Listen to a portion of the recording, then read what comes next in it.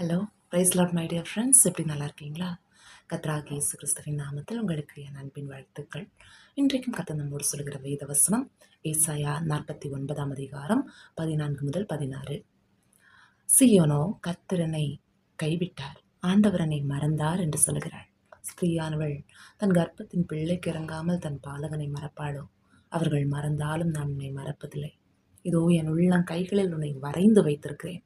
உன் மதில்கள் எப்போதும் எனக்கு முன்பாக இருக்கிறது. But Sion said, The Lord has forsaken me. The Lord has forgotten me. Can a mother forget the baby at her breast and have no compassion on the child she has born? Though she may forget, I will not forget you. See, I have engraved you on the palms of my hands. Your words are ever before me. அருமையான தேவனுடைய பிள்ளைகளே, ஒரு தாய் கூட தன்னுடைய பிள்ளையை மறந்து போகலாம். ஆனால் ஆண்டவர் நம்மை ஒருபோதும் மறக்க மாட்டார். அவர் தம்முடைய ஜீவனையே கொடுத்து நம்மை அவர் பிள்ளையாக மாற்றியிருக்கிறார். தேவன் நம்மை சிருஷ்டித்தவர். நம்மை சிருஷ்டித்தவருக்கு நம்மை நன்றாக தெரியும். இயேசப்பா நம்மளை ரொம்ப ரொம்ப நேசிக்கிறார். அவர் ஒரு தாய் கூட மறக்கலாம், ஆனால் நான் உன்னை மறப்பதில்லை என்கிறார். நம்மை தம்முடைய உள்ளங்கைகளில் வரைந்து வைத்திருக்கிறார். நம்மை காக்கிறவர் உறங்குவதும் இல்லை, தூங்குவதும் இல்லை.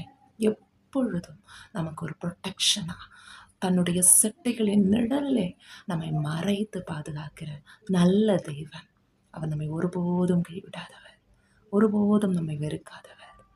அவருடைய செட்டைகளின் கீழ் நாம் அவரையே நம்பி இருக்கிறபடியால் அவர் நம்மை பாதுகாக்கிறார். அவர் நம்மை ஆசீர்வதிக்கிறார். நமக்கு தேவையானவைகள் எல்லாவற்றையும் அவரே தருகிறார். நம்மை இம்மட்டும் நடத்தினவர் இனியும் நிச்சயமாய் நடத்துவார். ஒருவேளை நீங்கள் போய் கொண்டிருக்கிற எதிரான சூழ்நிலைகளின் நிமித்தம் ஆண்டவர் என்னை கைவிட்டு விட்டாரோ அப்படின்னு நினைக்கிறீங்களா? அவர் கைவிடாத தேவன். அவர் நம்மை கூட இருந்து வழி நடத்துகிறவர்.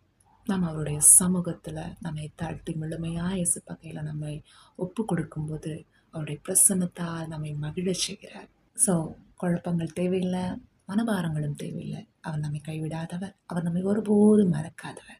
இயேசப்பா கூட இருக்கிறார். இயேசப்பா எல்லா காரியங்களிலும் வெற்றி சிறக்க பண்ணுவார். ஏன்னா இயேசப்பா கல்வாரி சிலுவையிலே நமக்காக எல்லாவற்றையும் ஜெயித்தபடியார் அந்த வெற்றியை நாம் சுதந்திரித்துக் கொள்ளவே அவர் அந்த பாடுபட்டார். எனவே நாம் ஜெயாளிகள். கர்த்தர் கூட இருக்கிறார். கர்த்தர் பெரிய காரியங்களை செய்வார். கர்த்தர் தாமே இந்த வார்த்தைகள் மூலமாக நம்மை ஆசீர்வதிப்பாராக. ஆமென். God bless you all. Bye bye.